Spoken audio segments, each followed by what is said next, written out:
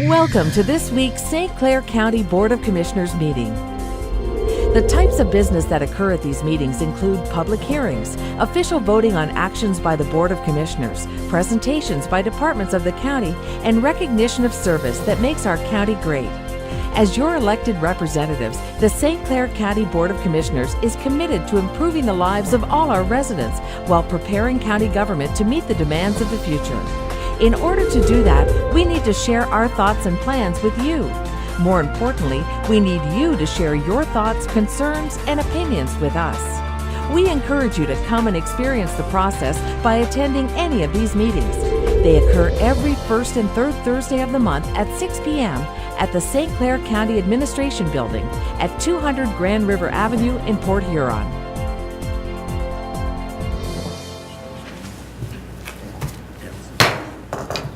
We call order the St. Clair County Human Services Committee.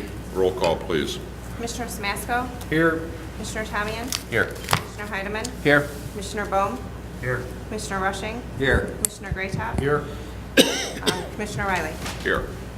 We stand for the pledge. I pledge allegiance to the flag of the United States of America and to the republic for which it stands, one nation, under God, indivisible, with liberty and justice for all.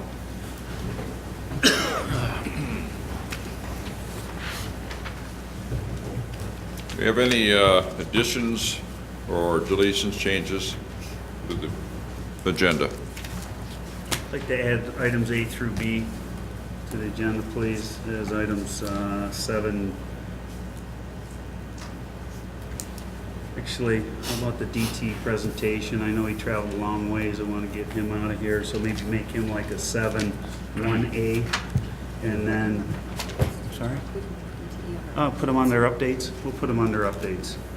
And then put the item 2B as 7D. Support. Moved and supported. Any, all in favor? Aye. Aye. Opposed? Okay. We have a 1A DTE. Ron, that's Citizens to be heard. no. I'm gonna do this first. That's going to go to Oh, I'm sorry, Ron. I'm sorry. You got to go to that. We moved you. Sorry. Citizens to be heard first. Any citizens to be heard? Okay. Now we'll go to the DTE update. Under updates. Yeah, just a little bit on this. Ron had actually called me the other day, some pending legislation. He started explaining it. I said, why don't you come on up and give your schmeal? So that's why he's here today. I do.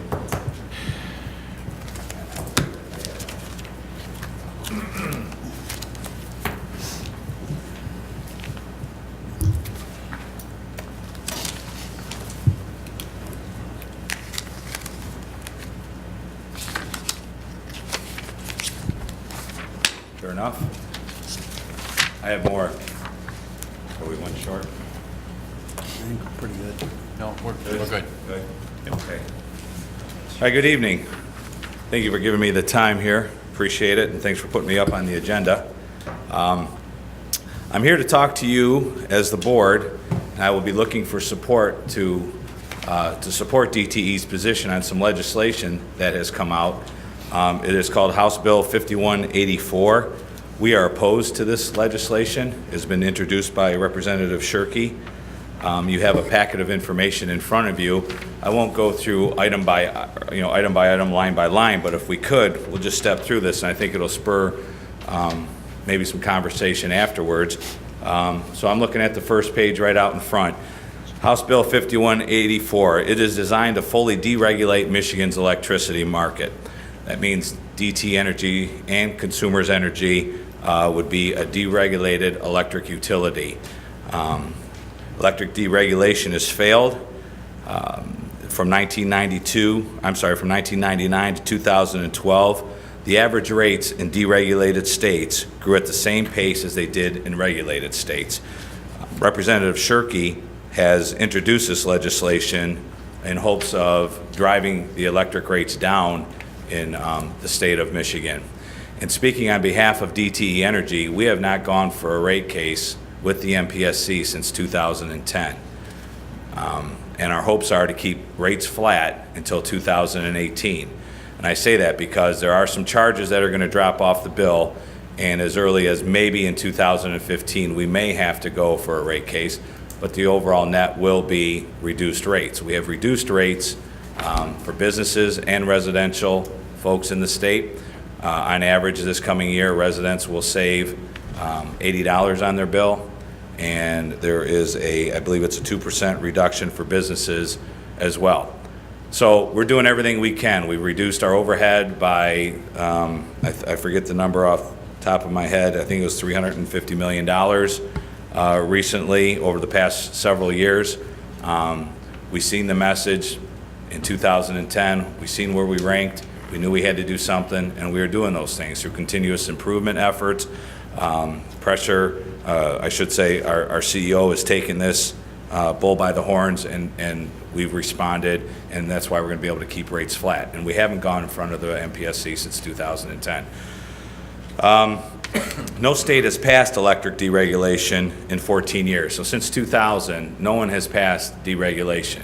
It's not going well for some states that have. Connecticut, and I provided you a whole bunch of information in your packet, but staying on this on the front page, states like Connecticut, the Attorney General has stepped in on a couple of issues. There's been a bait and switch tactic going on with many of the seniors in Connecticut.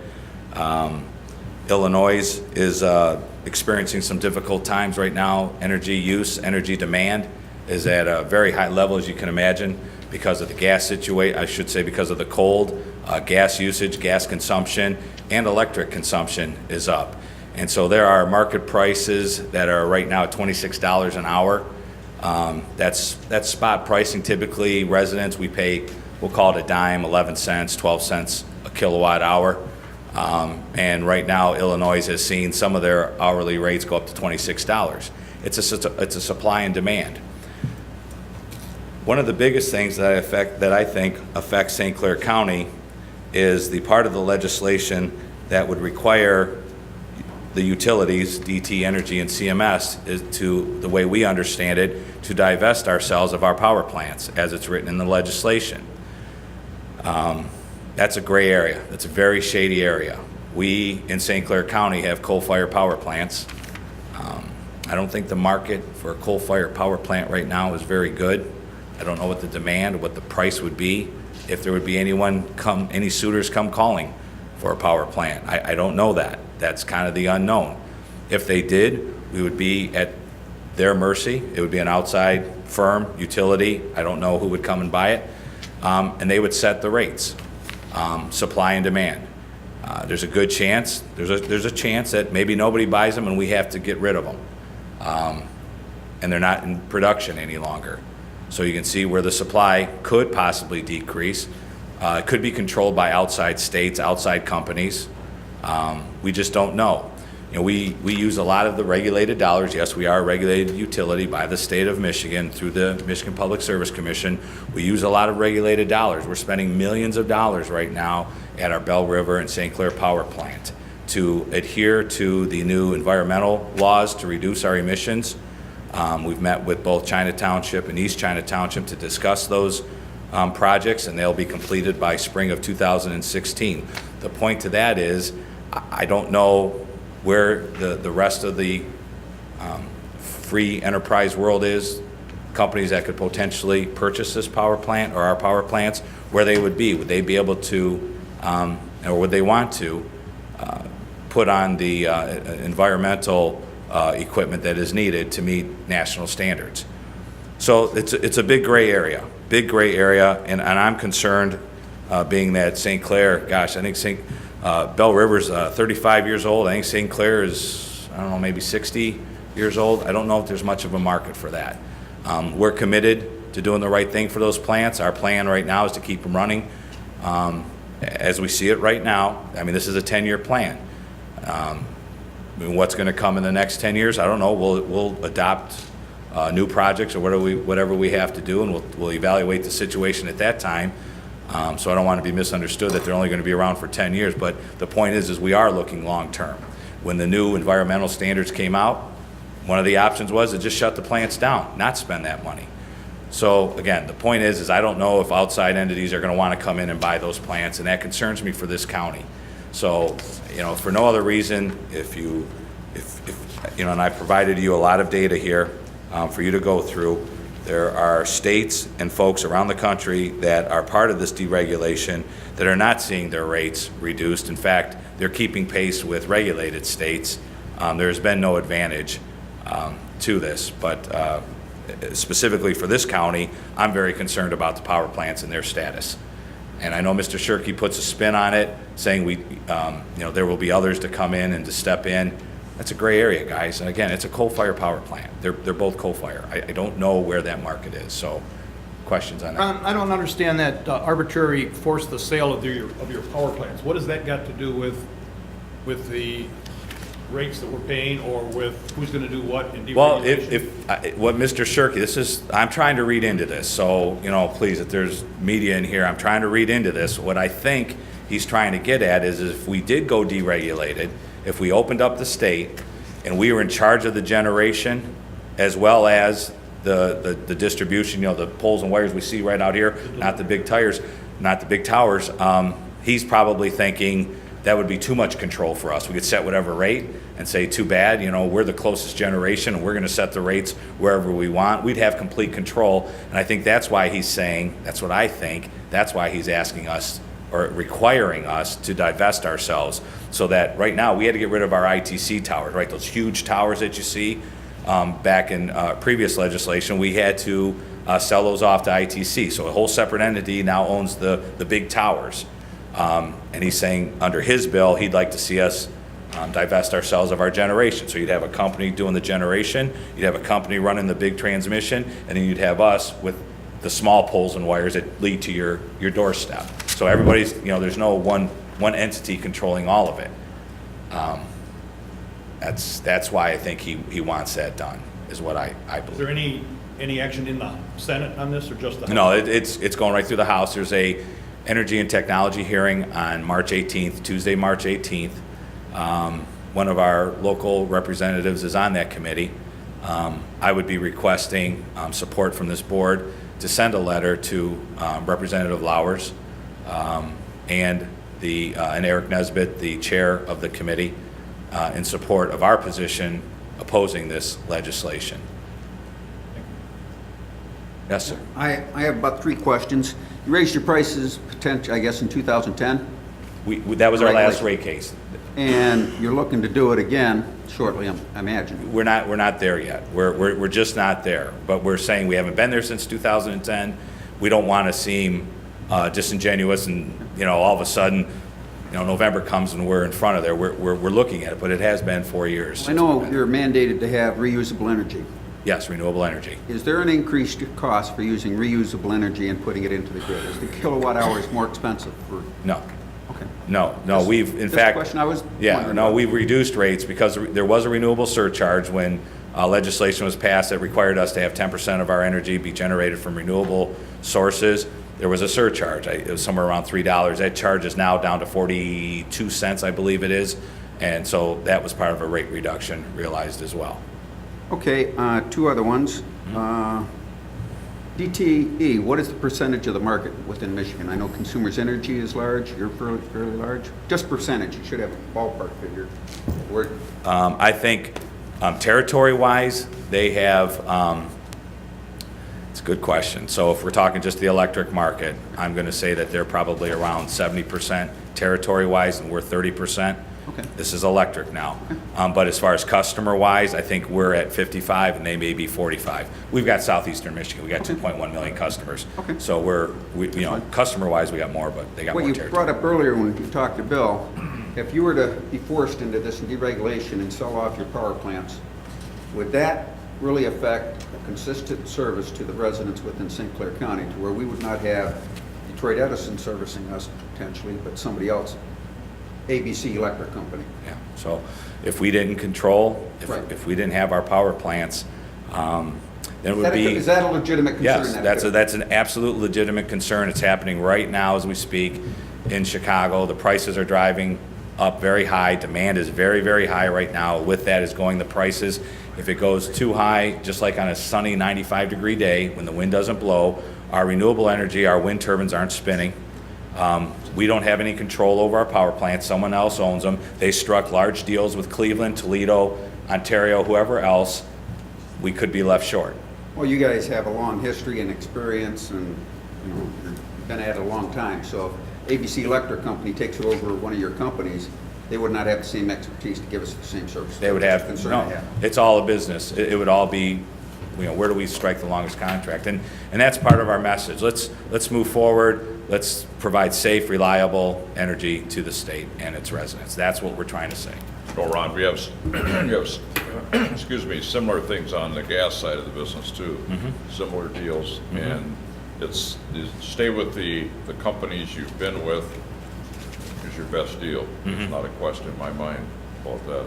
And so I've always contended, first of all, last year we spent $809 million on contract labor on companies that reside in the state of Michigan. $809 million. We're projected to be around that number again, and by 2016, $1.1 billion. And this is through the MEDC. It's not just our numbers. It's companies that are headquartered and have an LLC, and there's a whole bunch that determines what is a Michigan company. So why are people in this state so eager to send Michigan money to another state to provide our electricity? It's okay to root for the hometown team. We seen that there was a problem. We're addressing it. We're holding rates as flat as we possibly can. We're trying to do the right thing. And we're leading the effort in the state with Lazy Boy and some of the other larger manufacturers in Buy Michigan, Promote Michigan. They're jumping on board because they have questions. Well, how do you know if it's a Michigan company? What are you doing to screen through that? So we have good people in our company, Tony Tomzak and others, that are working with this, trying to really focus on Michigan labor. One more question I would have is, how are the other utilities in the state fessing up with you? Are they coming the same direction? Or Yes. Are they? We're consumers and us are in lockstep on this effort. I mean, our messaging is the same, and we're together on this. We're absolutely in lockstep. Any other questions? Steve? This House Bill 5184, part of the materials you hand out, first page, you talk about the average rates in these deregulated states versus regulated states. So I got a question. Is it true that regionally and Michigan is above the national average for the cost? Yes. So that is true? That is true. Is it also true that after 2008, when they capped this, put the cap on, that rates raised quite a bit after that cap went on? Is that true or not? That was probably because of the renewable energy charge. But so that is true? Yes, that is true. That number has gone down since then. Everybody got a little bit in that 2008 energy legislation, the renewable folks. And do you expect that what we've seen from 2008 till today would likely continue? No, we're holding our rates flat. And how is it that you can hold your rates flat now, or promise to hold your rates flat now, when you haven't done so since 2008?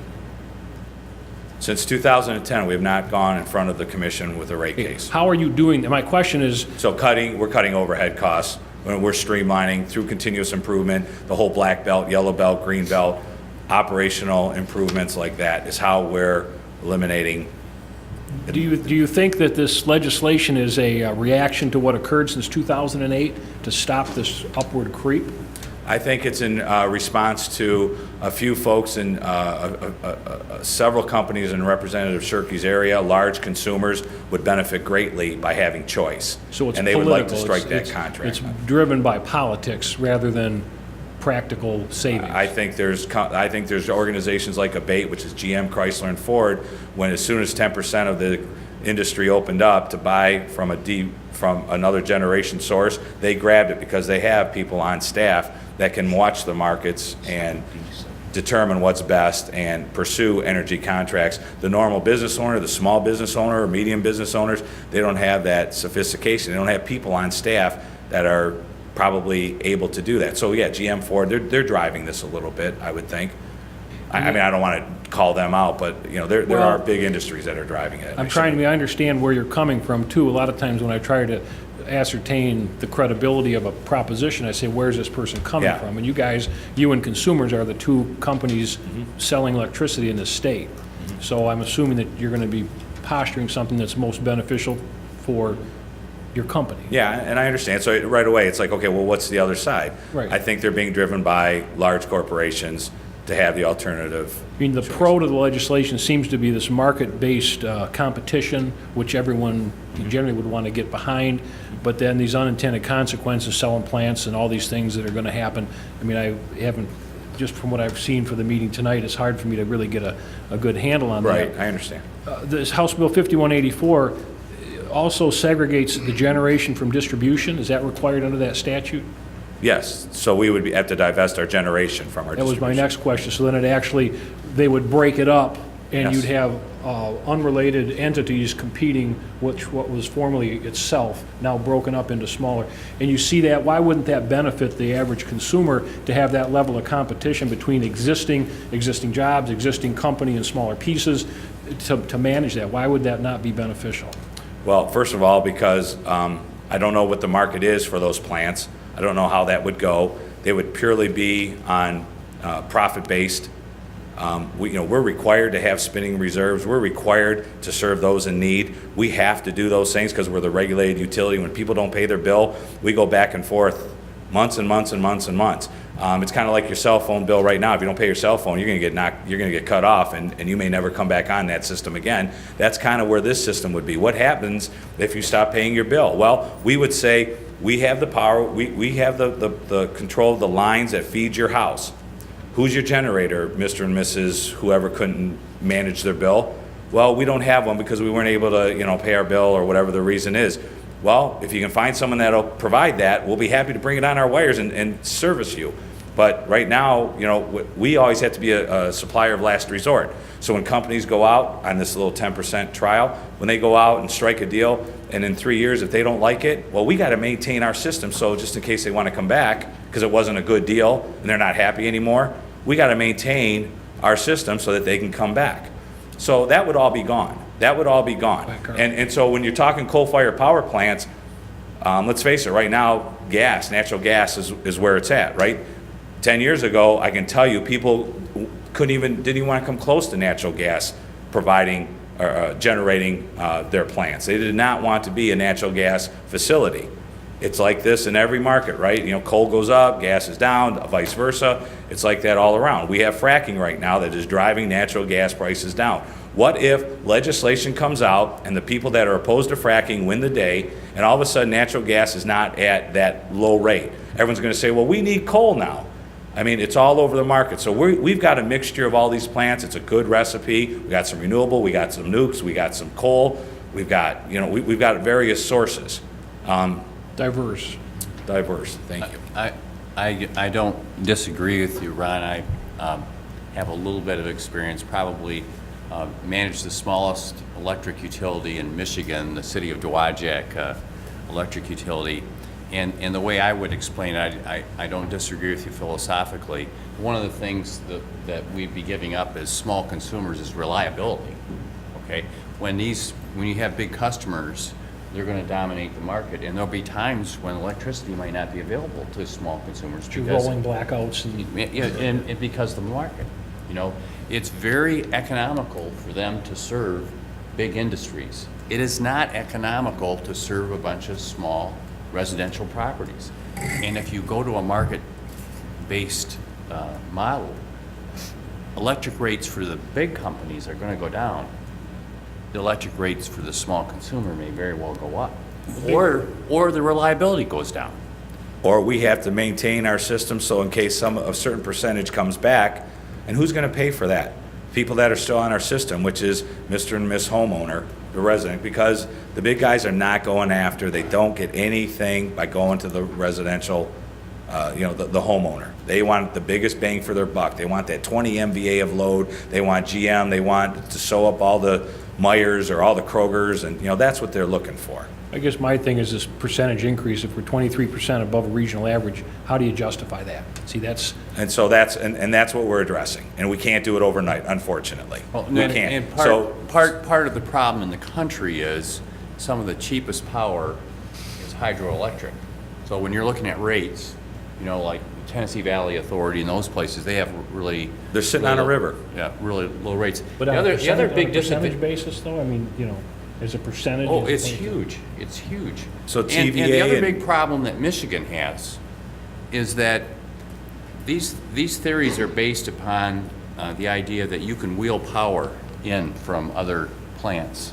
The other plants are in other states, but we're a peninsula. We're surrounded by water. We don't have a grid that connects us with other states and with the provinces in Ontario and everything. So it's not as easy to wheel power for us to buy power from Chicago, for example, because it's not easy through the transmission system to move that power around. And there's a reason why we've developed a regulatory environment. It's to provide stability. If businesses don't know, smaller businesses, what their power costs are going to be, how are they going to price their product? It's not just a matter of simple free market versus regulated market. And it's sort of like, think about the highway system. The electric distribution system in the state is not unlike a highway system. What if we deregulated the highway system? What if every municipality, controlled its own little piece of the highway system? How would it be coordinated? How would it be managed? You could say it was a free market, but it could be like the Balkans.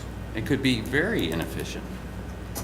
And So many countries have regulated electric markets because it makes them more competitive, and it keeps the price of different utility products lower. I'm not familiar with this proposal. I'm really happy that you came and brought this to our attention. I know that we have a lobbying firm that works for us that can probably help us, in looking at this. But the issue of the power plants in St. Clair County is of great significance to us. If those power plants in St. Clair County are closed, they're a major portion of our tax base. 11% of our total SCV in St. Clair County. Yeah. It would be very, very difficult to replace that. So there are many other factors. It's not as simple as these proponents of deregulation would make it. I would be very curious, and, I know Ron and I deal with him a lot of other issues. He wanted to come and speak on his behalf. DTE has their position on it. I would like to hear, I guess, from, somebody else on the other side, kind of what their take on it, and have that kind of a, little bit of conversation with them too. So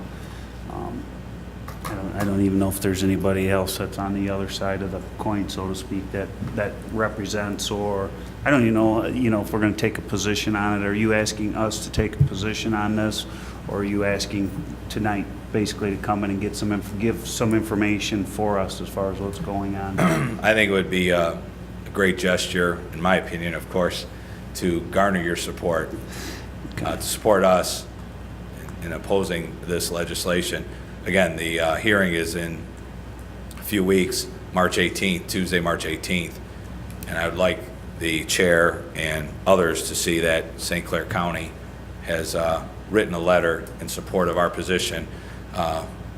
It's my understanding that Monroe, where our Fermi and our Monroe power plant, they are going to do that. And I just want to present that to you. I haven't asked for much support on many things. Didn't feel like it was maybe in your wheelhouse when we're talking renewable energy. I just, I would maybe go up to Huron County, but this one felt like it hit close to home. Thought you should know about it, for one thing, and I was hoping to garner your support, and I'm trying to do the best I can. Real quick on the rates, remember, this state was large and in charge way back when, right? We led this nation in the Industrial Revolution, in my opinion, through the development and production of the automobile. We had the need, the need for the power was here. The demand was here. We needed it. We had to develop these power plants. We're not near water, running water that could do it. We had to use coal. So we started bringing coal in. Back in the day, it probably wasn't, the cleanest. And so over the years, we had to install scrubbers. We had to install environmental protection equipment. And that's probably what's driven some of our rates up. And we've gotten here over the course of a long period of time. We know where we're at now. We're doing everything we can to keep those rates flat. We've reduced them. And we're hoping to hold the line until 2018 and not see any type of rate increase to businesses or residents. And that's our commitment to the area. And we're taking our money that comes in, the regulated dollars, and we're putting it back into the state, into those folks that live and breathe in the state. That's our commitment. So I'm asking, if for no other reason, I get some sort of support, but I understand if you don't.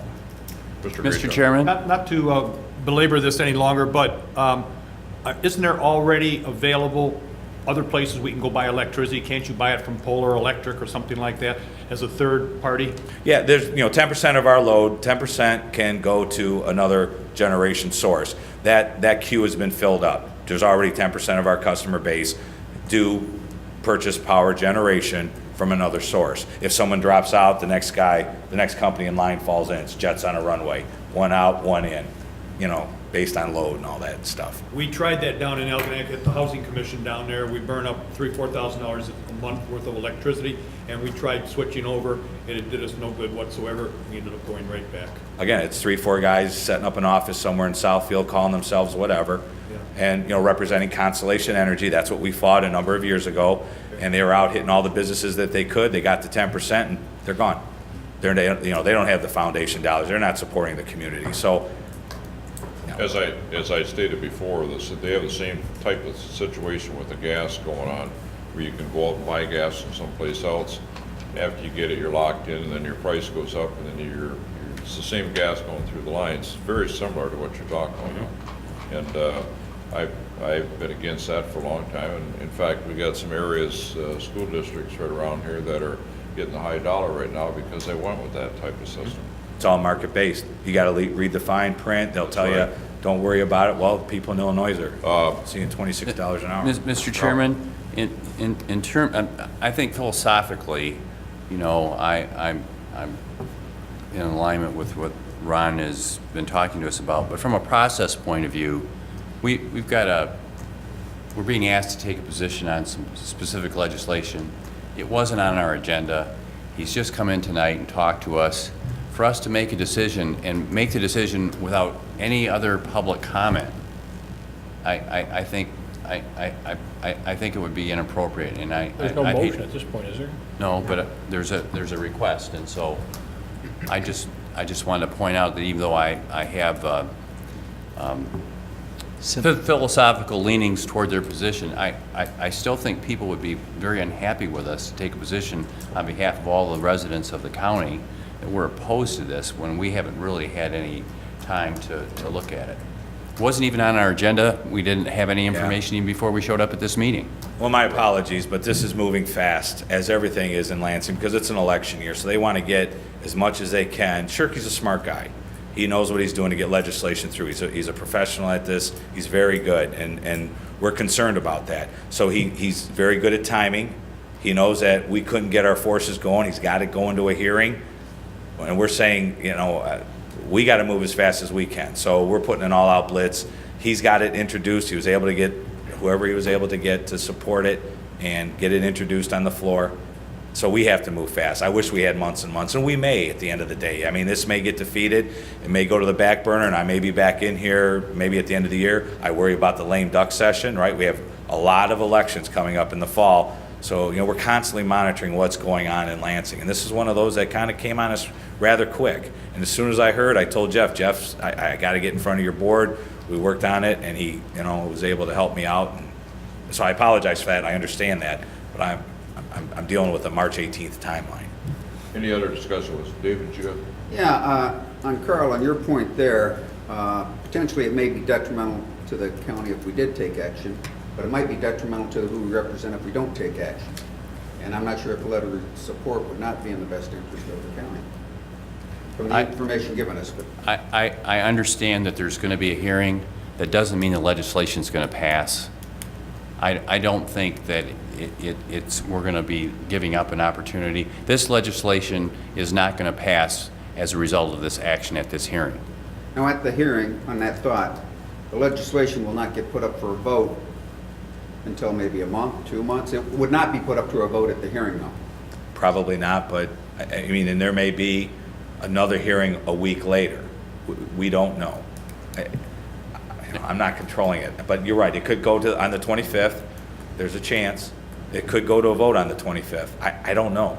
We all know the legislative process, and we know even if one house or the other passes the legislation, that is not a final decision. And I think one thing I'd be willing to do individually is urge our legislators not to make a quick decision on such an important matter. I think it deserves more study, but I'm very uncomfortable having us take a position on it this evening for the reasons I've already outlined. Well, in your packet, and I'm not going to go through it, but in your packet, we provide, and I forget the exact title, might be the last one that I provide, or second from last, stapled piece of information. We typically you come in and we present our side, the other side presents their side. So what we did is we tried to help you out with a reality check. It's called HB 5184 reality check. The spin that they're putting on it, and then we counter it. So, because we've identified what they're saying, and we just want to share that with you as well. And then I've also included at the end a number of articles in papers across the country, from Connecticut to New York to Texas, talking about rolling blackouts, consumer electricity price spikes, blackout concerns.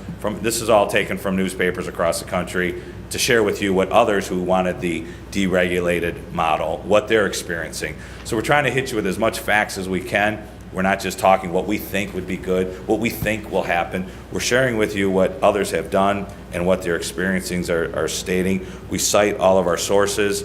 So, we're trying to do as much as we can to help you out. I understand time is difficult on this. The timeline is short, but it's the best we could do at this point. Just one last thing, maybe Bill can answer this, or Jeff. Would it be appropriate to have this on our full board meeting just for discussion, not a motion for approval or disapproval, but just for discussion, and when we potentially have results from the hearing? Personally, if you don't want to do a resolution, individual commissioners can sign letters and send them to Trade Edison on their own. It doesn't have to be a countywide resolution. So if we don't do a resolution, Or to your legislators. everybody has the opportunity to send a letter. However you feel on it, you take the matter into your own hands, and if you want to send a letter to on Chris in support, you want to send a letter to your legislators, that's what I would personally, I guess my direction to the board members, if they would like to do that. Because by the time March 18th, we won't get there. No. So.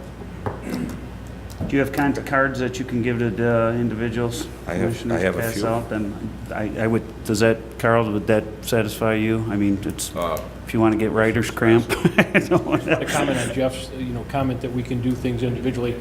Of all the resolutions we pass as a committee or as a commission, some are just, tangential to what we're all about. Here, I think, is an opportunity to weigh in on something I think will have an effect on our tax base, reliability of power, and so forth. I think it's really of all the things we've done to take a weigh in on different issues from other counties and national issues and so forth. I would think we would look at this and maybe do something as a board. I'd be interested in doing that to support something that we think is in the best interest of our citizens and in the county. I don't have a problem with that, but we're not going to be back here until March 20th. That's... We can also direct our board chair, informally to send a letter. I mean, we can do that type of thing. You've got authority. I think if you feel you have a consensus of interest in the board, you can send one under your signature. I would say individuals, just individuals, if you want to put a letter together. I've got Mr. Chris's contact information. We'll get that to everybody. Very good. Okay, Otherwise, you get your resolution on the 20th, and it probably. Well, and it doesn't have to be the resolution. It can be a letter signed by the chair on behalf of St. Clair County Board of Commissioners to a few select. You might as well call that a resolution, because for Okay. me to go out and do that on behalf of these guys, I mean, that's the same difference. So we'll work on something. Okay. Fair I would enough. like one of your cards, though, would be nice. Okay, I'm sorry, I only brought two. that passed Got one it. down. Can you- Yeah. Just do that. Sorry about that. Okay, thank you. Thank you, Ron. All right, Hey, thank Ron, you guys. th- Thank you thanks for a lot. listening. Okay, moving on, any more updates? Okay, conceptual initiatives, Nothing. old business. New business, item A, Community Mental Health Board appointments.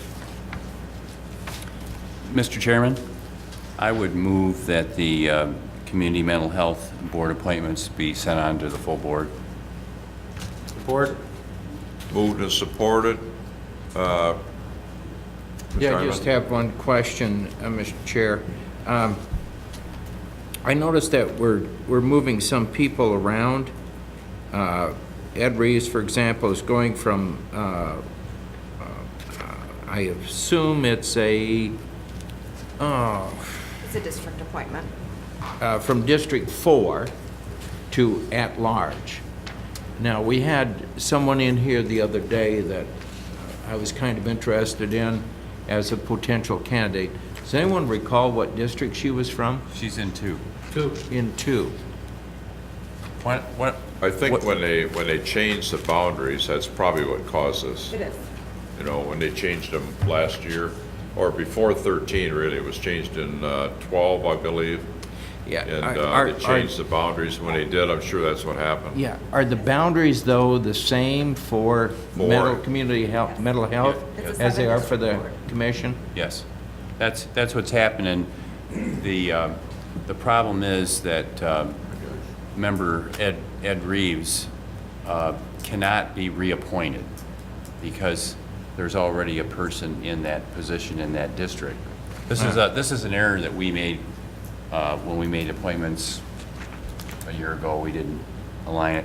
So what the staff points out very correctly in their report that all these people that are being asked for reappointment are existing board members now. They've all requested to be reappointed. And the staff report also indicates that there will be a couple vacancies that need to be filled by the board later. The problem, though, is that the person that was here is from District 2, and these would be district appointments, so she would not be qualified. She would qualify for an at-large appointment. She would. And I have spoken with her and explained what the recommendation was going to be in front of the board. And, but an alternative would be is to not appoint Ed Reeves, and then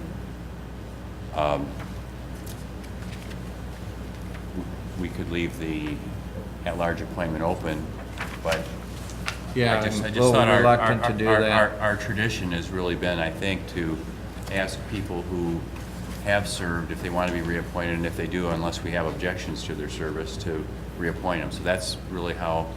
So why wouldn't you put him in as a, at-large then? We are. We are. Yeah.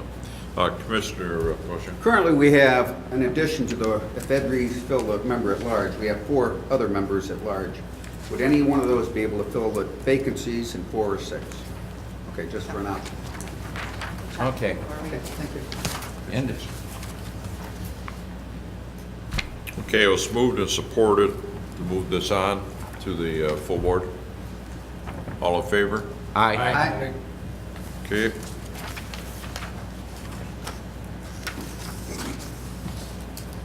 Next item in 7 is the library board appointment.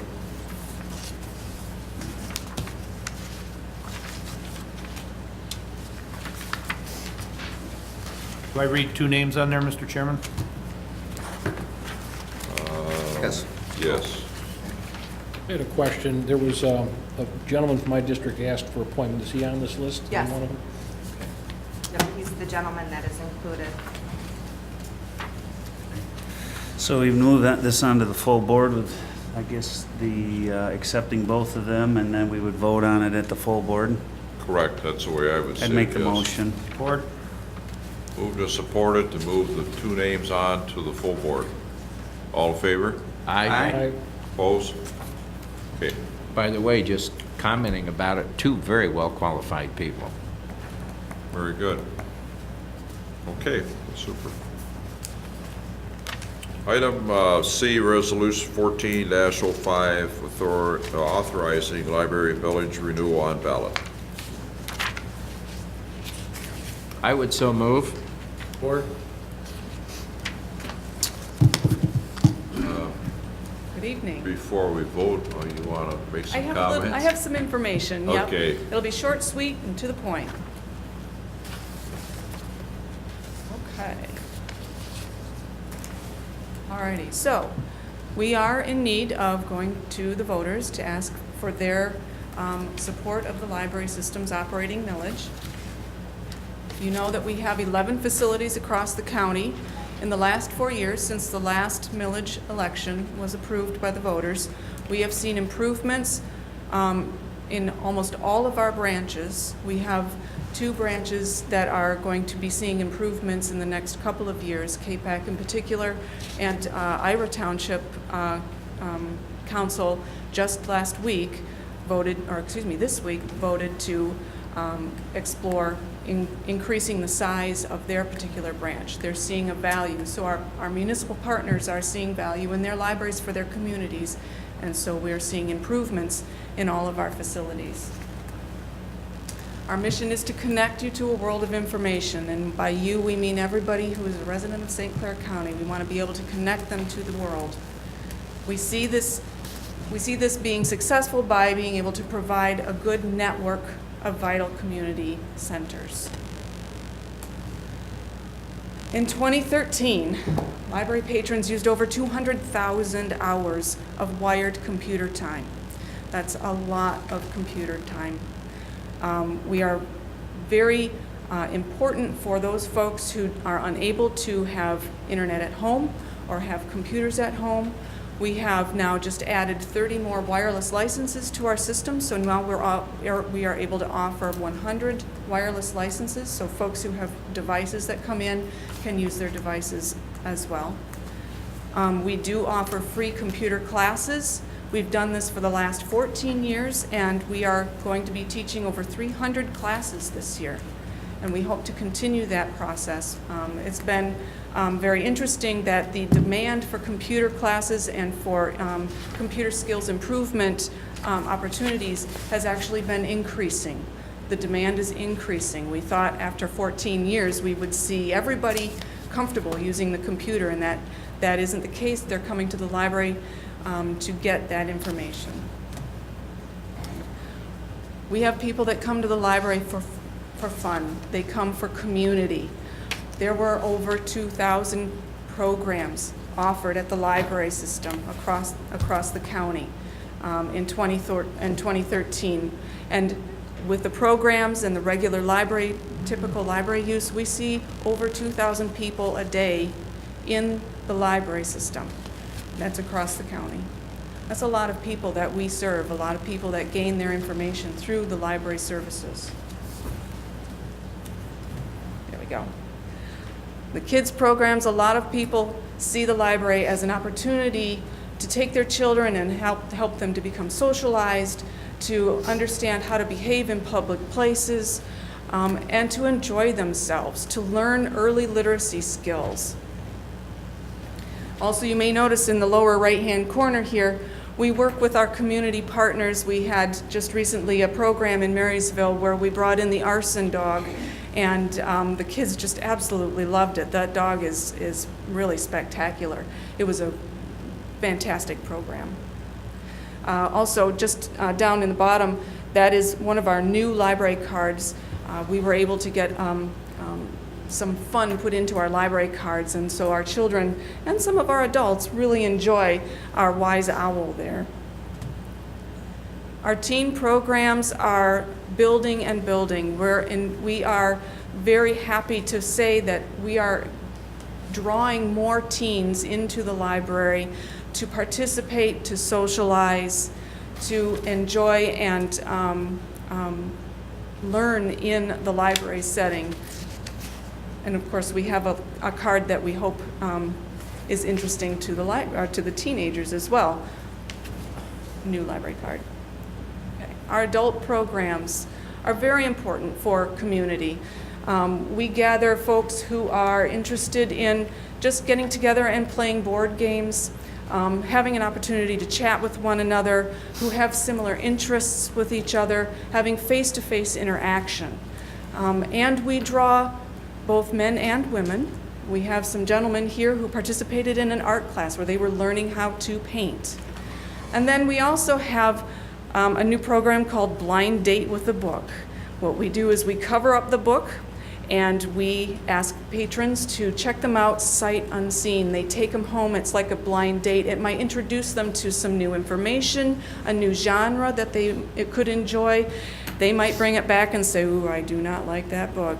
But then we can hand them yet another one and say, this is a fun type of thing to do.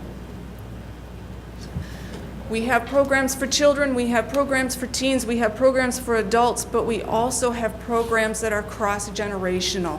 We feel that it's very important for the younger folks to be able to work and understand and enjoy the company of older folks, and vice versa. It helps to keep us energized and engaged. The library system is becoming more and more community involved. We took an active role in the community effort to work with the Affordable Care Act. We put together information and we made that available on the library's website as the clearinghouse for all of our local community service organizations that work with individuals who may need assistance with their Affordable Care Act. We also, in Marysville, we have, the staff there have built an artificial tree, and over the holidays they did, it was an angel tree. Folks could donate materials to Carolyn's place. All they had to do was pluck an angel off the tree, read what was there, go get the item, and then donate it to Carolyn's place. So it's an opportunity for the library to work with another social service organization within the community. We also, for the last 13 years, have been doing mitten trees at all of our library branches. And we collected over 2,700 items to share within the communities to help those in need who need hats, mittens, scarves, things to keep them warm throughout the winter. We have a lot of services that we offer to our community. A lot of these are digital right now. We've got the new Zinnia, which is downloadable magazines. We have ebooks, of course, and e-audio. Learn for Life, which is instructor-led courses that you can take, a 6-week-long course for personal enrichment, for skills building, or for fun. We also involve ourselves with statewide programs like MELCAT, which is a delivery service of materials, resource sharing amongst a lot of libraries within the state. We also work with the Michigan Activity Pass, where you can go online and download tickets, free tickets or reduced tickets to local museums throughout the state. And just so that you know, we did also answer typical library reference questions. Over 63,000 reference questions were answered in 2013. Materials are circulating. We are seeing a change as the formats and the demands for formats change from electronic into, from print into electronic. However, we still circed over 750,000 items in 2013. And if you think about that in terms of what an average cost of a book or a DVD or a CD costs, we estimate about $25. That if all the patrons had to purchase that, that's $20 million. That's $20 million that patrons would have had to spend. That's a 5-to-1 return for what we're asking for a millage renewal. That's an amazing number. So here are the nuts and bolts. For our expenditures in 2014, what we are anticipating, this is our budgeted number, Of course, our personnel is what drives our service. We are a service organization. Our staff are skilled, they are friendly, they are well-trained, and they serve their communities very well. We also have materials, equipment, that sort of information. So a $5 million budget. Here's our revenue, and you can see that the vast majority of our revenue is from the millage. It is about 75% of our operating budget comes from the voted millage. We do receive some monies from penal fines. We also receive some monies from state and local aid, donations, of course, and general operations.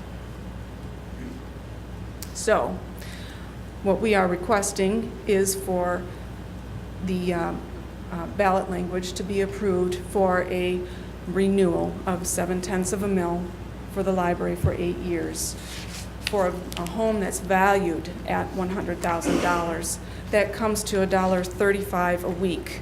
And I can tell you, I pay more in coffee than $1.35 per week.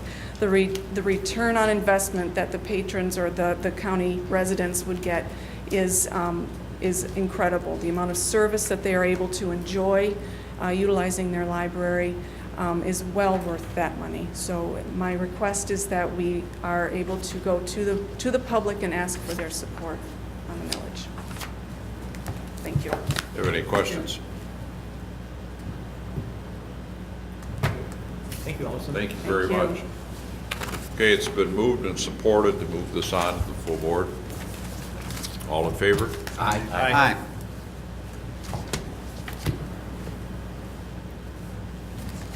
Okay, we have internet service provider contract. B, on 2, those moved down as D. I'd make the motion. Support it. Moved and supported. All in favor? Aye. Any questions that you may have about the internet service contract? Well said. Thank you. Very much. Okay, any other human service matters? Okay, item 9, information only. Move to receive and file information only, items 9A and B. Second. Moved and supported. All in favor? I just have one comment. I see there was a letter that was opposing the deep I can't even pronounce it. Geological repository.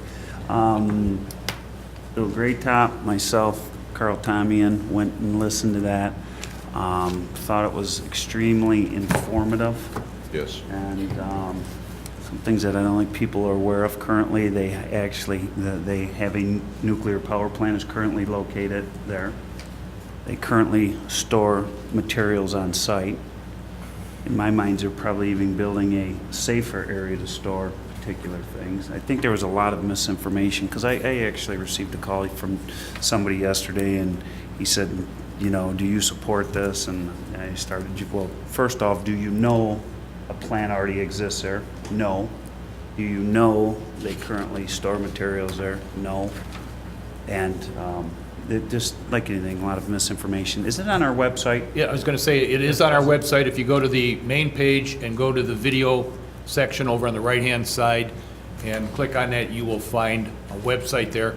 And it has the full, roughly 1-hour presentation that OPG made to the community that day, so you can view that entire site right there. So, I think that's some good information. Chime in. Howard? Yeah, most of the power plants, even in the United States, that use radioactive fuels, store the waste products right on site.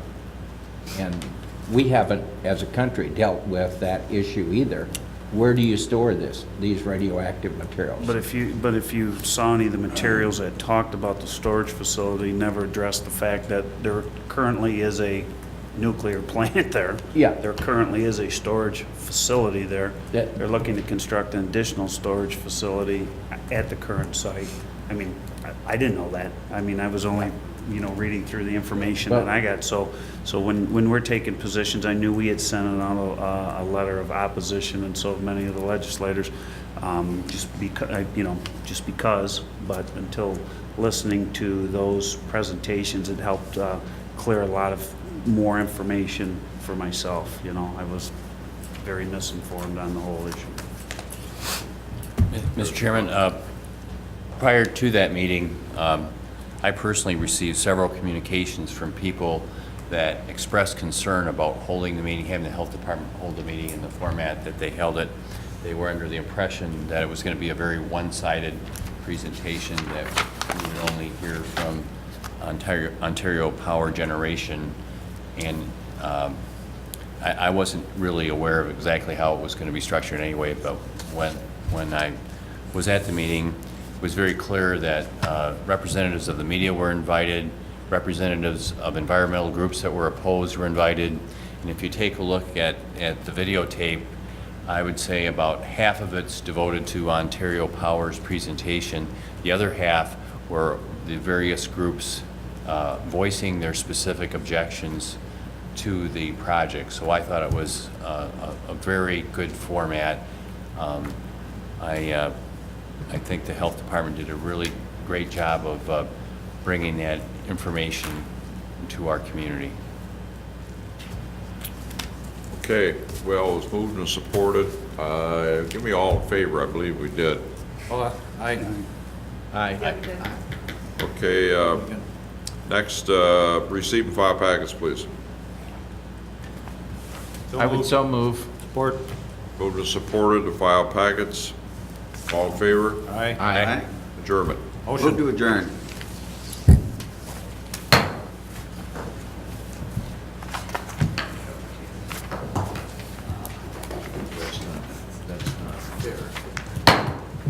I'd like to call to order, please, the St. Clair County Board of Commissioners Judiciary Public Safety Committee.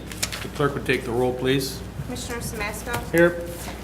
Commissioner Tamian? Here. Commissioner Heidemann? Here. Commissioner Bohm? Here. Commissioner Riley? Here. Commissioner Greatop? Yes, here. Commissioner Rushing? Here.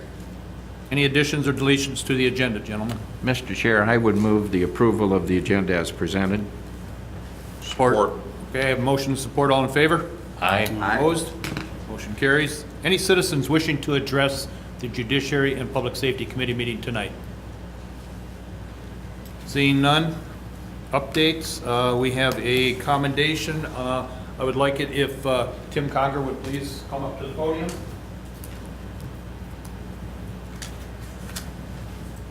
For those of you that don't know, Tim is our director of the 911 services. You call yourself a?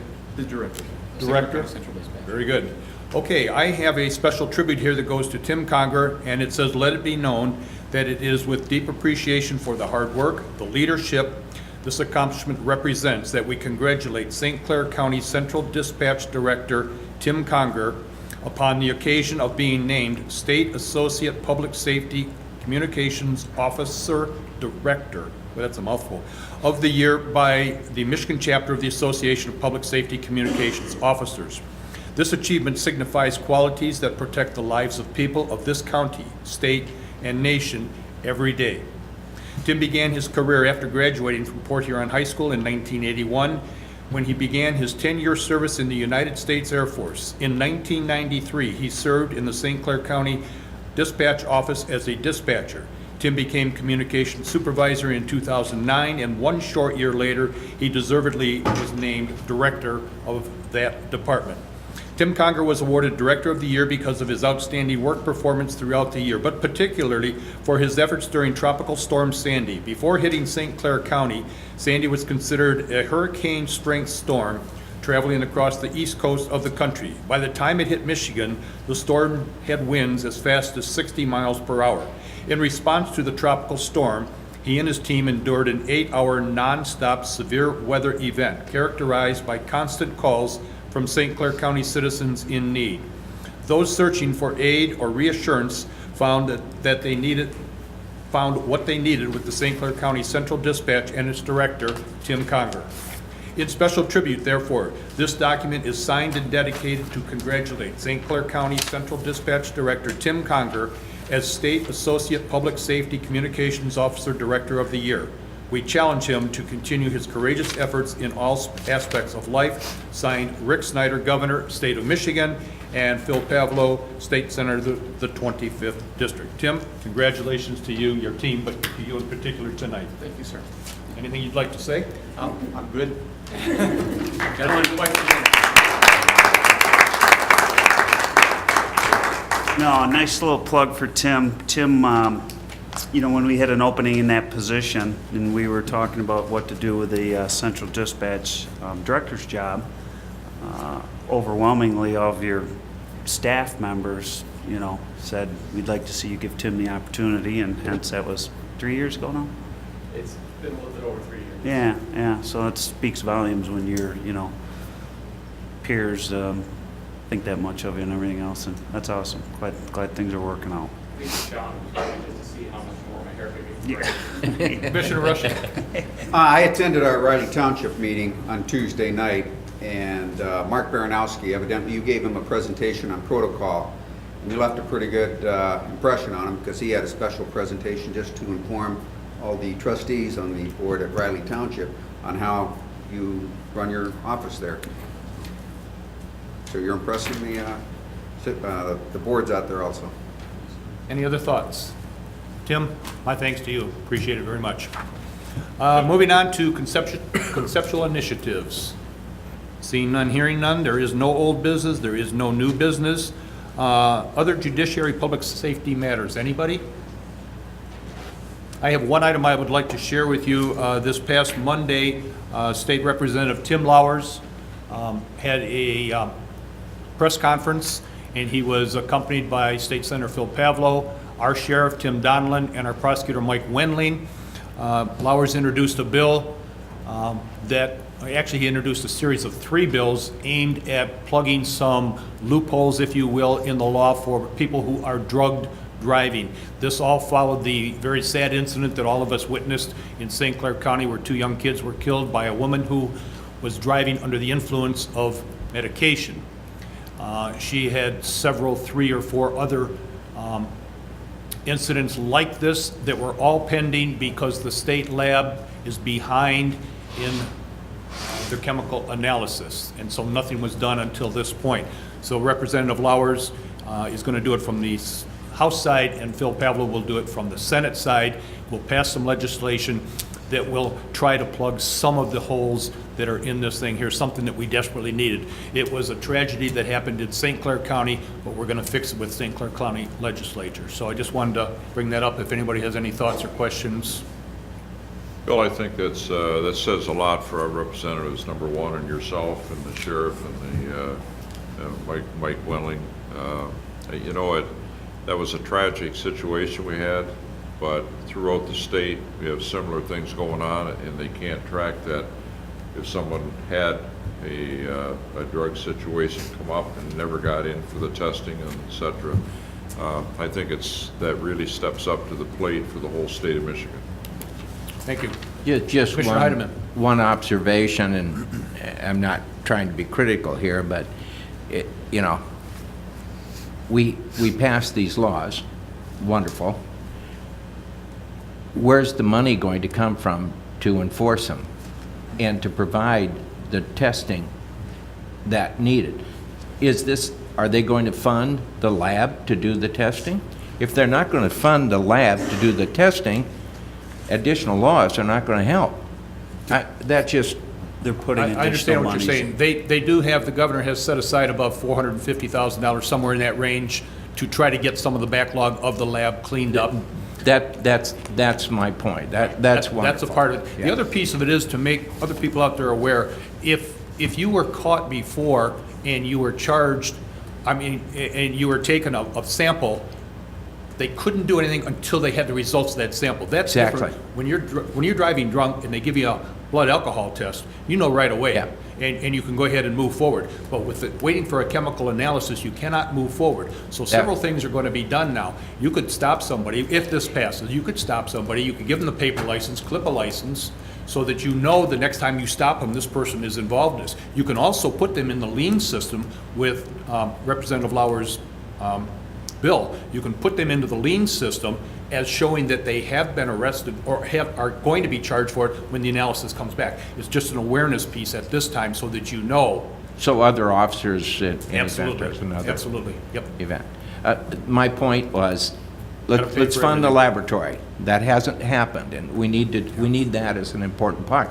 That means people have to be willing to spend additional tax dollars or cut from other sources. There's some additional talk out there, but it's just talk right now, to look at having private labs do some of this stuff too, because it can be done faster, quicker, more efficiently. Good.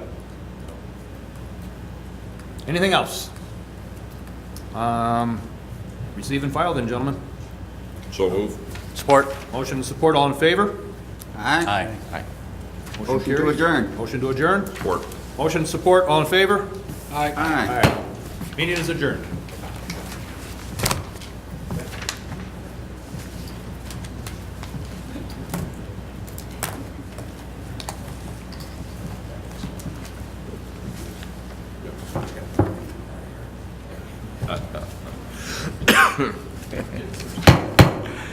I'd like to call the St. Clair County Board of Commissioners Environmental and Public Works Committee meeting to order. Madam Clerk, would you take the roll? Commissioner Samasco? Here. Commissioner Tamian? Here. Commissioner Bohm? Here. Commissioner Riley? Here. Commissioner Rushing? Here. Commissioner Greatop? Here. Commissioner Heidemann? Here. Next item, additions, deletions, and changes to the agenda. I see we have one addition. Mr. Chairman, I would move that item 2A, which is to add the South Hangar Area Taxi Line Reconstruction Contract, down to new business item 7D. Would that be Okay, okay with you? great. I'll support. All in favor, say aye. Aye. Could I have a motion now to approve the amended agenda? So move. Support. All in favor, say aye. Aye. Opposed, nay. Motion carried. Any citizens to be heard? Yes. Could you give me the paperwork, sir? Right here. Hate to be a stickler, but this gives you permission to be on TV. Okay, Earl Stetson, thank you. Thank you for coming You by. just dropped your pen there too, sir. Hope it's not his notes. Thanks, My Mike. name is Earl Stilson.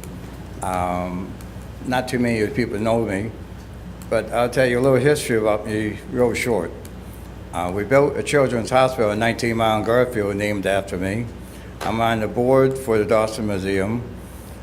I also am on the board for Wakes for Kids, Kids Kicking Cancer, the Care House in Mount Clemens, and stuff like that. So we're very much involved with the community.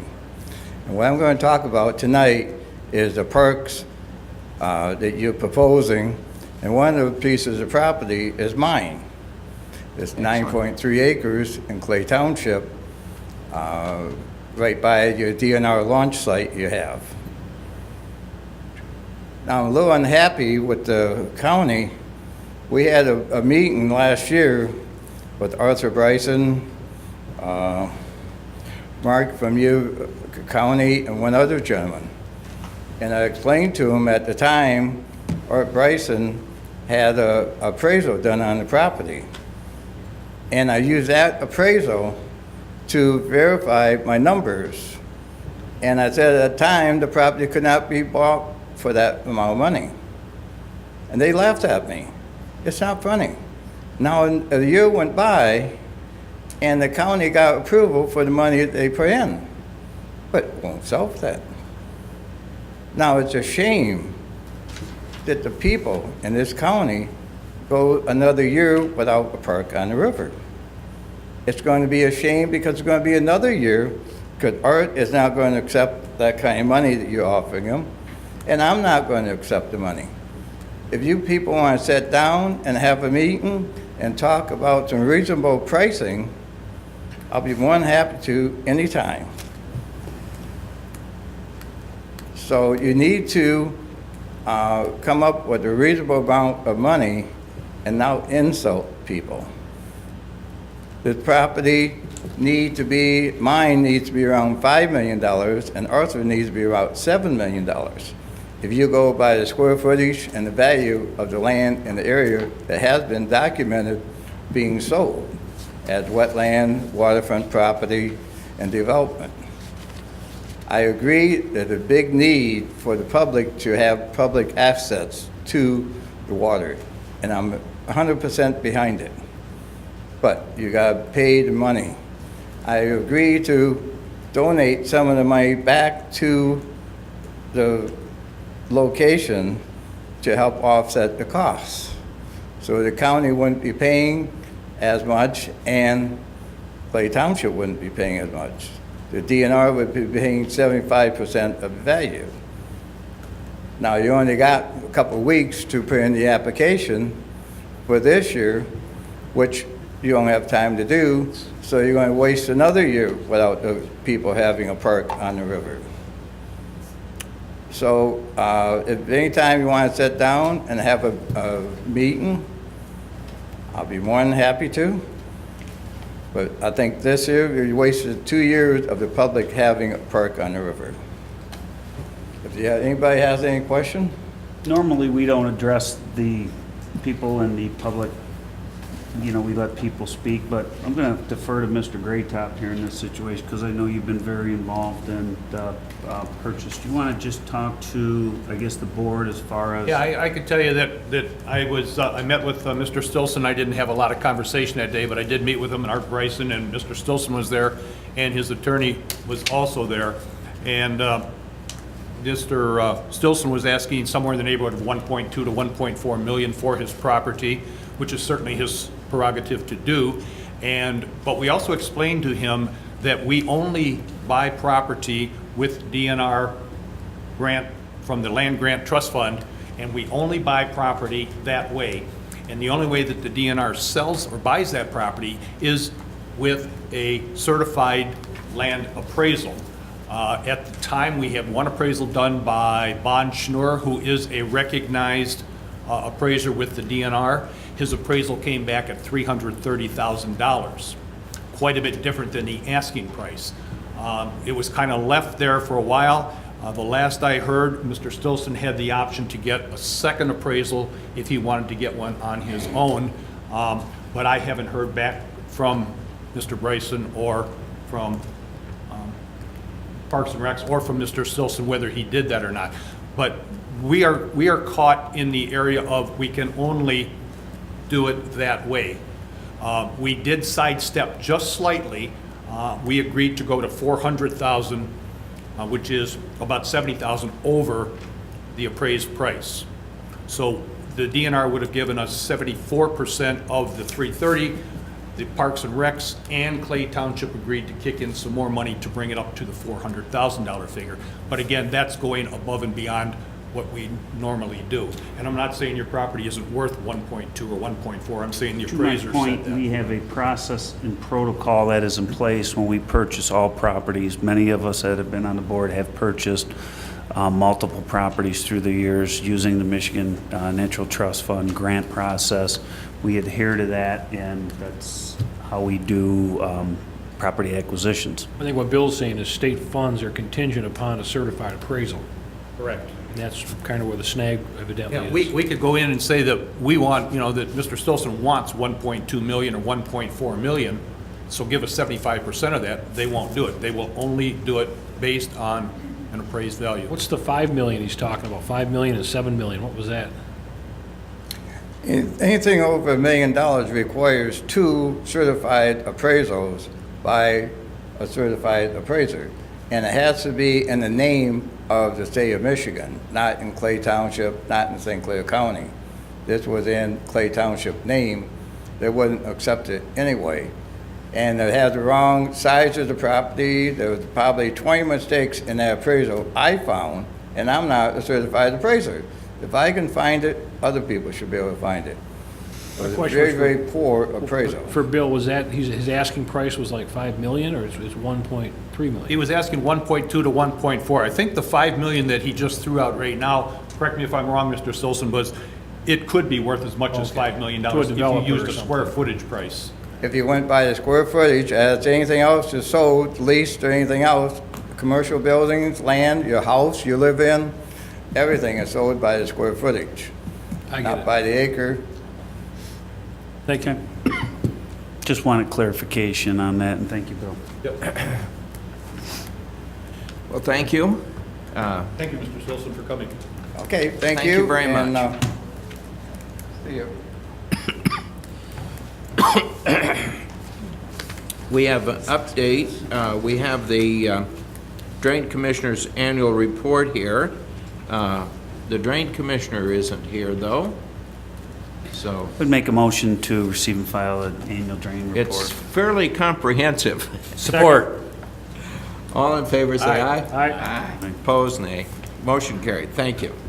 Solid Waste Plan Amendment Update. I saw Jeffrey here. Yeah, as you know, last meeting we had asked Bill Kaufman, we talked about starting the process to amend our solid waste plan with Lapeer County and St. Clair County, and Jeff's here to kind of give us the how-to, what steps, what can we expect, all the above.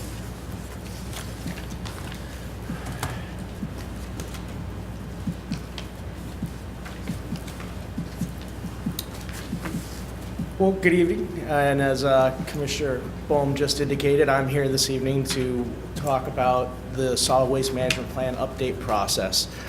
In short, the reason I'm here this evening is twofold. There's been contact from Lapeer County to St. Clair County about the opportunity for St. Clair County to import Lapeer County waste. And secondly, there's also another driving need to amend the solid waste plan, and that is a recent acquisition of land that is next, right to the east of Smiths Creek landfill in St. Clair County. So I'm sure you all know what a solid waste management plan is, but in short, solid waste management plan is it's a planning document that looks at the short and long-term disposal needs and waste handling needs for St. Clair County and its citizens. There's different elements within a solid waste management plan, but you see there's a couple bolded elements here, facility descriptions and import-export authorizations. Those are the elements of the plan that would be addressed in a proposed amendment under the circumstances that I just mentioned. Facility descriptions, the facility description for the Smiths Creek landfill and the septic bioreactor at Smiths Creek landfill would need to be amended to address the additional land that's been purchased next to Smiths Creek landfill. And secondly, the import-export authorizations section of the solid waste management plan would need to be amended to accommodate the request that St. Clair County has received from Lapeer County to, in addition to receiving septage from Lapeer County, also to receive solid waste in hand with that septage to offset the septage that would be coming into the septic bioreactor. That just explains the two circumstances which are driving the amendment process. This, I think, really gets more to the heart of the matter and what you want to know, what's involved in amending the solid waste management plan. And this is, I guess for lack of a better term, this is just a god-awful flow chart. There's a whole bunch of steps here. There's a whole lot of different things going on, but it's a process that's defined by statute and it needs to be followed to amend the plan. The next slide here, I've taken the liberty of trying to break it down into what I would call sort of a best case scenario in terms of timeframes to amend our plan here in St. Clair County. You see at the top you've got a solid waste committee that would be meeting to draft the plan, and in a best case scenario that could be done in a period of 2 or 3 months to have meetings, public meetings, to develop a draft plan amendment. Then you'd have a step where it would have to go out for statutory 90-day public review. So if it took 2 or 3 months here, the next step wouldn't start till June. That would be 90 days, would end at the end of August. At the end of the public review, it would come back to the Board of Commissioners if there's no changes that need to be made based on comments and whatnot. August, September timeframe would be when the Board of Commissioners would approve the plan and recommend that it go out for approval by all local municipalities. And at that step, what needs to take place is at least 66% of the municipalities in St. Clair County would need to approve the plan before it can then be forwarded to the state for approval. that process there, that's kind of, that's where there's a lot of unknown. Last time we did this, some communities acted on it very quickly. Some communities took a month to 2, 3, 4 months before they put it on an agenda for approval. So if we do go through this process, one thing that staff will be probably asking you, all of your commissioners, is to work with your constituents and the communities within your districts to, when they do receive the plan amendments, if we do go through this process, to get that on their agendas as soon as possible so that we can keep the process moving forward and don't run into those backlogs like we ran into last time we went through a solid waste plan. Just want to chime in quick on that. One thing, though, that, as you all know, 90% plus of the communities have been in those series of meetings that we've had over the last year and a half period to hear all the issues. So I think they're much more informed than, perhaps how 6 years ago or whatever when we went out. Yeah, absolutely. And as we did last time, staff would make themselves available to all communities if they had questions to come out, explain the process, answer questions before their boards. If I could just interject something, obviously I think there's a lesson here when we go through this again, and I'm sure we will, that there may be a need for a lot of phone calls to our supervisors and city mayors and the like to make sure that it is on the agenda at an appropriate time. And if we are also doing this with Lapeer County, I don't know if they've ever gone through one, so they may need more hand-holding than our people.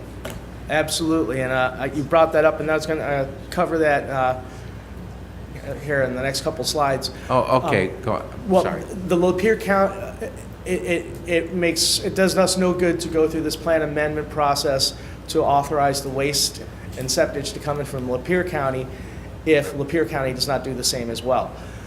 As you mentioned, they don't have a whole lot of experience with that. They don't have the same capacity, if you will, within their staff to that has that experience having gone through this process. I've been in contact with several individuals there, and most recently made a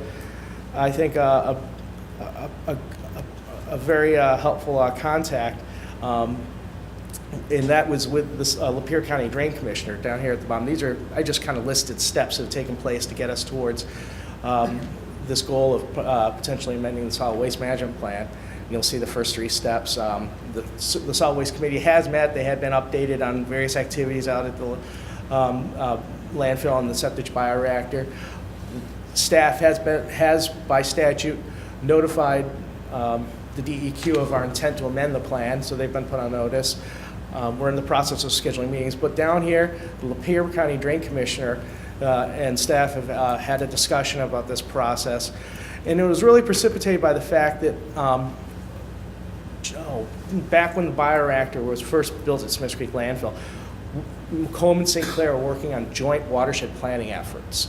And there was a benefit seen by both counties to create this opportunity for alternatives for septic disposal other than the existing land application that exists for a lot of communities and customers out there. And Macomb County saw the benefit of that, and that process in Macomb County was driven from within, amending their solid waste plan. There really wasn't a whole lot of effort on our part to ensure that they were working along the same lines that we were at the same time.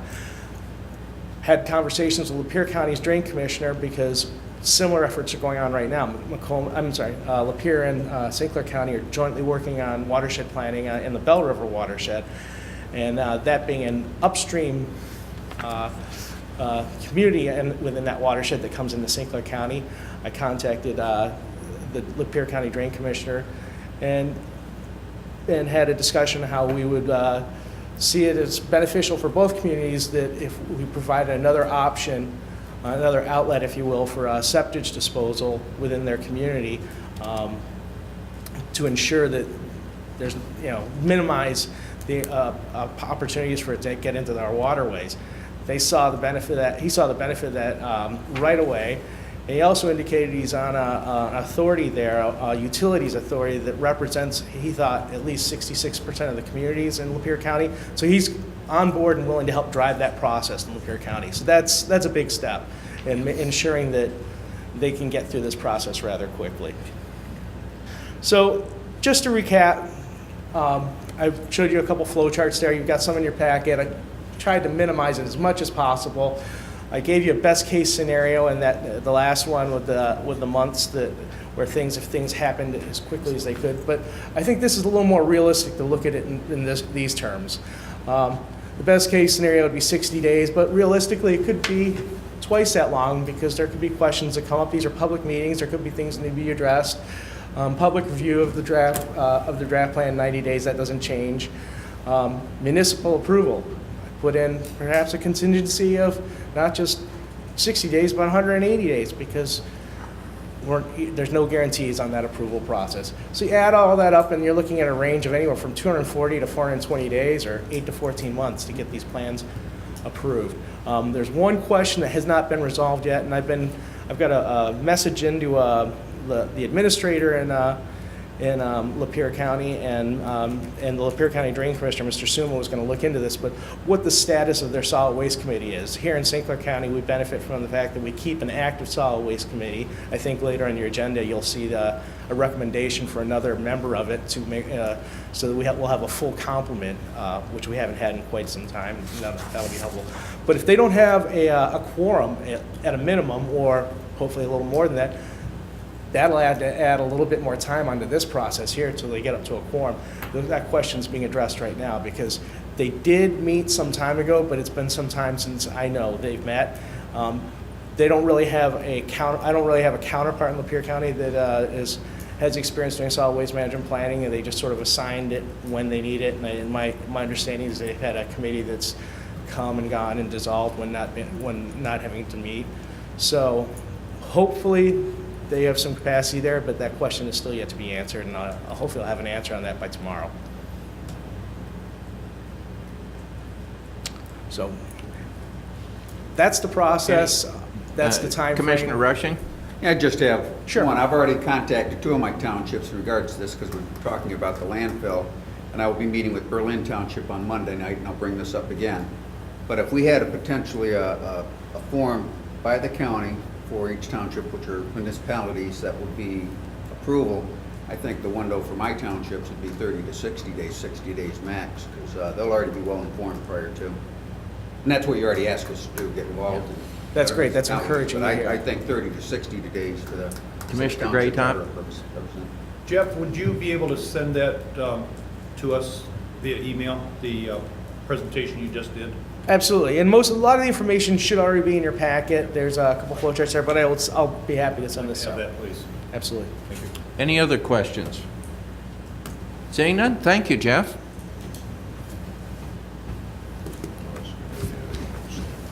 Okay, conceptual initiatives, any from administration?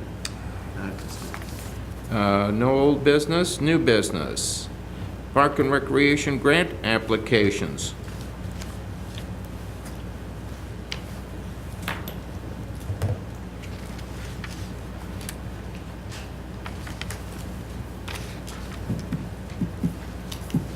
Good evening. It's that time of year for a DNR grant application deadline coming up. I have 3 projects I'd like to discuss with you tonight. The first is described in your packet. I put the packets at your place and tried to give you enough information but not overwhelm your first is the Blue Water Riverwalk Phase 2 acquisition. As you know, last year we bought 2.75 acres of land from Atchison Ventures and closed on it using a Michigan Natural Resources Trust Fund grant. And again, Mr. Graytop is absolutely right. When you use trust fund dollars, you have to have a DNR approved appraisal, which a lot of appraisers will not even do because it's so exacting and it's so extensive that it's hard to get people willing to even spend the time and effort. Then that appraisal is then reviewed by appraisers in Lansing, and they have the final say. And so it's not a process that's controlled on our end. And during my tenure here with St. Clair County, we have only paid for property at the appraised value. So any projects going forward would be the same. But anyway, after purchasing the property and working with Community Foundation on their great project, Blue Water Riverwalk, Randy Myers came to me and suggested, well, why don't you see if Atchison Ventures will sell you a little more property to give you a little more opportunity to provide facilities. So I said, well, if it's your idea, go talk to Donna Neester, who is now the chief officer for Atchison Ventures, and the answer was yes, we would be willing to do that, subject to some kind of a schematic plan. If you look on the fourth page of the third page shows you where the 2.1 acres is in relationship to the property we've already purchased from Atchison Ventures, and then the next page shows you a color rendering that Pam Blau produced for Smith Group JJR, showing how that property might be developed. Mark, can I jump in real quick for Sure. a question? if I Yes, may? Commissioner Greatham. The 2.1 acres appears to be on the backside of the Riverwalk, whereas the 2.75 acres is right on the waterfront. Am I reading that correctly? The 2.75 acres is off the 2.1 acres is immediately north, and if you're familiar with the site, that 2.1 acres is immediately southwest of the Gray Fox. Okay. But what I'm saying is that 2.1 acres is back of the trail itself of the, Right. and the other piece, the 2.75, goes right down to the water itself. The 2.75 acres that we purchased had no waterfront. Don't want to steal their thunder, but the Community Foundation recently donated the shoreline to St. Clair County. Just the lines on there, but solid black line. Yeah, the solid black line shows the eastern boundary of what we purchased. Okay. But Atchison Ventures has reviewed the schematic and said that's in keeping with what they're willing to accommodate. And if you go back in the Smith Group JJR master plan that was done a couple years ago, this would be pretty consistent with what the original vision was. So the proposed application on page 2 would be for a $160,000 project to buy the property. The grant amount requested would be $118,400, and the local match would be $41,600, which would be a 26% local match. And so, do you have any questions on that project? The next project, do you want to handle them all together or individually? Okay. If you turn to the next page, it's the described as the Bouvier Bay waterfront acquisition. Acquire approximately 9.15 acres of property according to the tax equalization department's tax description of the property.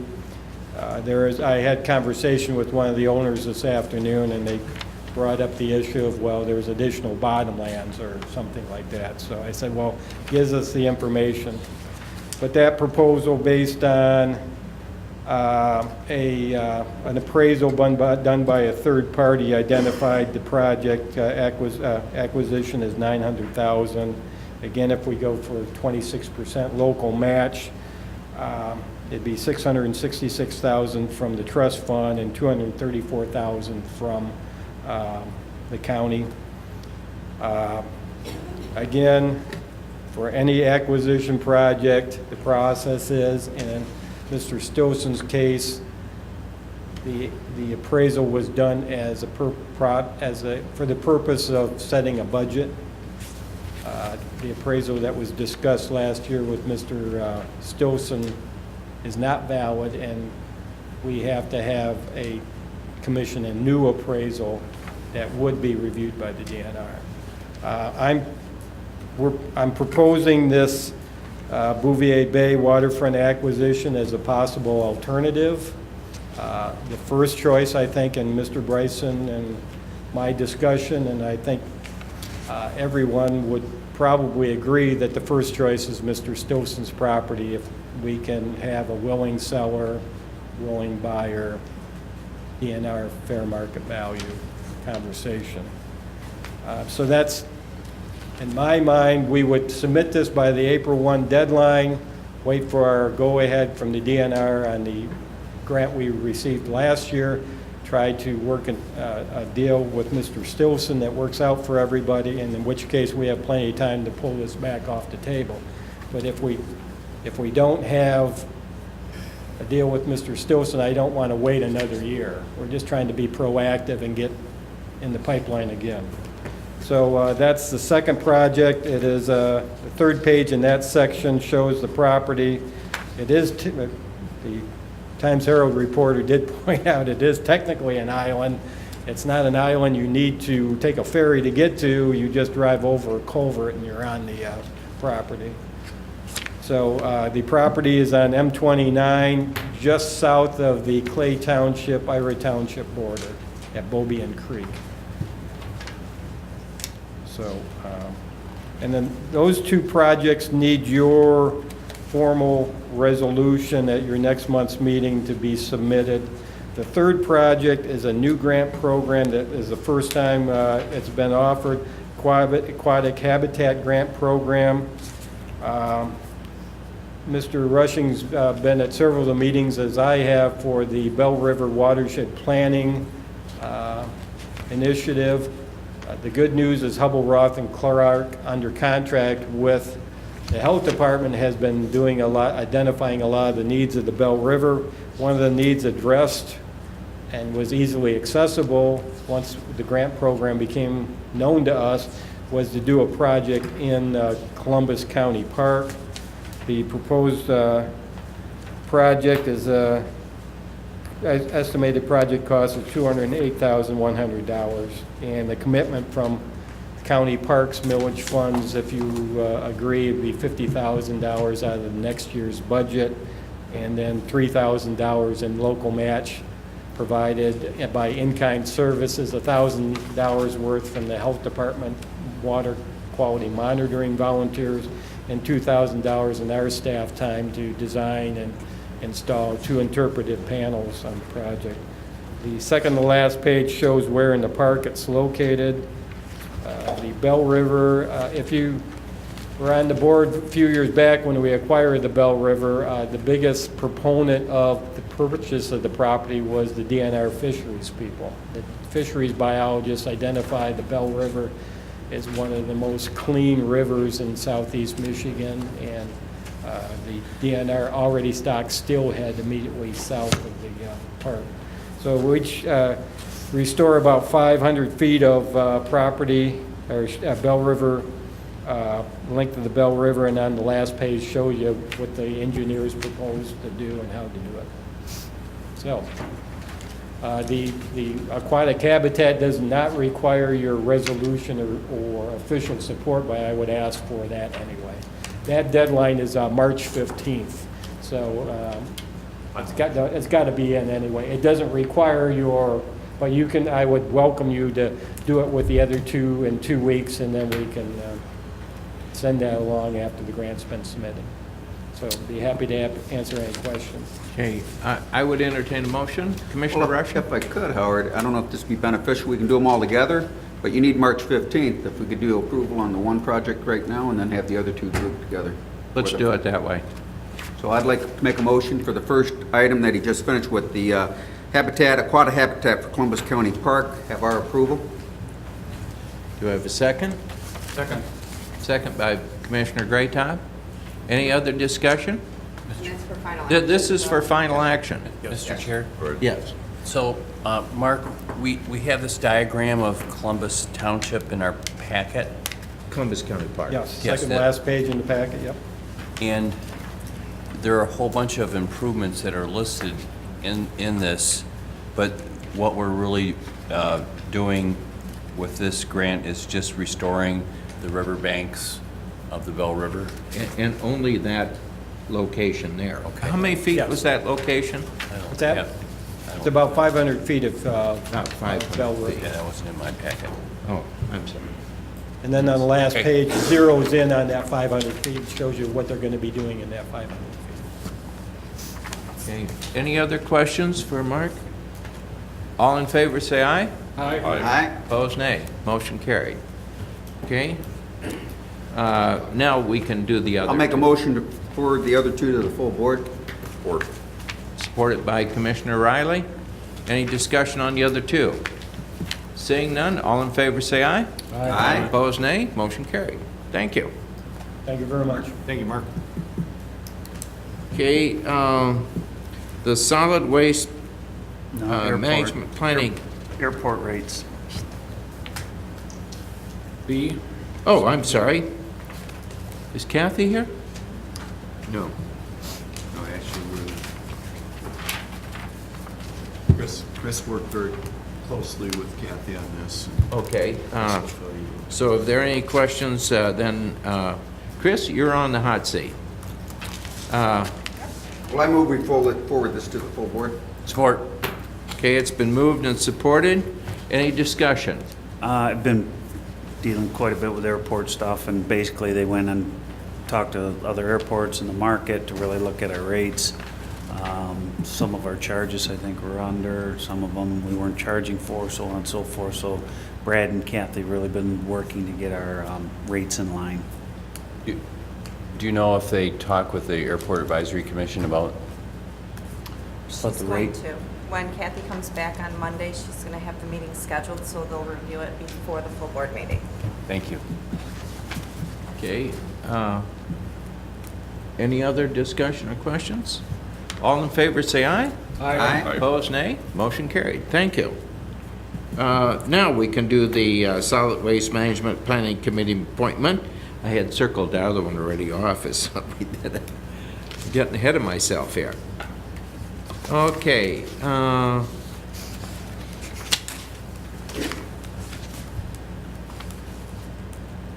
Jeff? Is Jeff still here? just he's appointing somebody. I'd make the motion. second. Okay, and this is, how do you pronounce his last name? It's Mr. Usili. Thank you.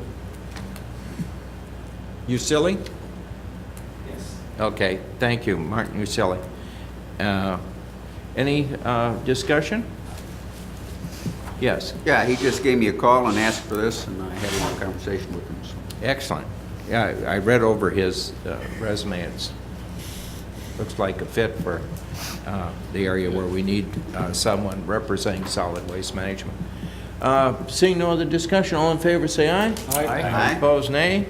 And we'll have him for final approval at the next meeting. Okay, the south hangar. Okay. You make the motion. Second. Okay, it's been moved and second. Any discussion?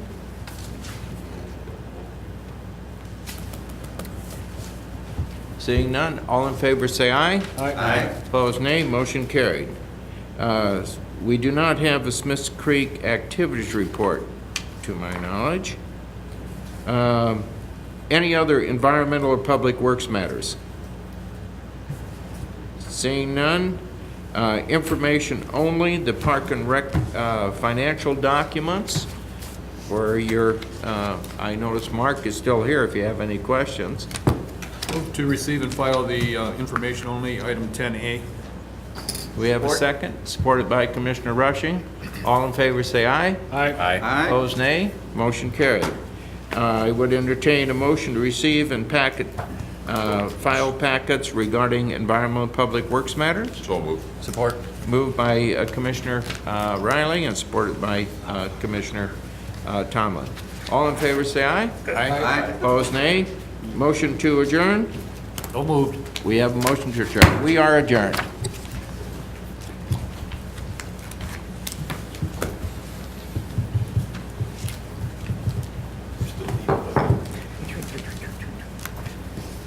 This time, I'd like to call the Ways and Means Committee to order.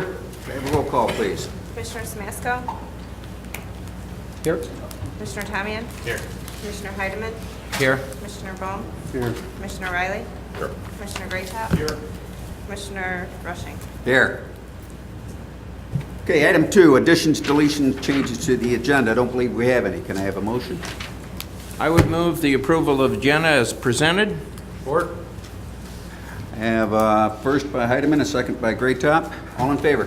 Aye. Any opposed? Motion passed. Do we have any citizens wishing to be heard? Seeing none, we'll move on to updates. Do we have any updates? Seeing none. Conceptual initiatives. Okay, we have none. We'll move on to old business. Do we have any old business? Seeing none, we'll go on to new business. 7A, mail machine lease agreement. Mr. Chairman, I'll move that we send the mail machine lease agreement on to the full board meeting. Board. Okay, we have a first by Tommy and a support by Riley. Any discussion? All in favor? Aye. Aye. Any opposed? Motion passed. Moving on to 7B, a request to change the probate court manning table. Make the motion. Support. Okay, we have a motion and support. Go to discussion.